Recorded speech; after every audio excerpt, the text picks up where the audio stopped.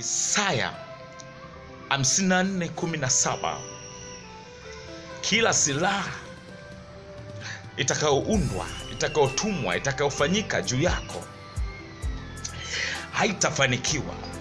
Ninakutamkia leo kwenye maisha yako, Mungu akutangulie, Mungu awe pamoja na wewe kuanzia sasa. Kila ukifanyacho kikafanikiwe, kila kazi za wachawi, roho za kishirikina, ushirikina na uchawi uliofanyika juu yako usifanikiwe katika jina la Yesu.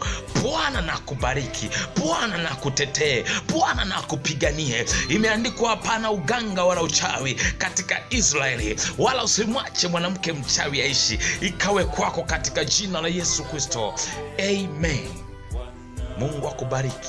Ukiwa na jambo la siri, ungehitaji kufanya maombi ya faragha, piga katika namba hizi 068301298 au 0744254481.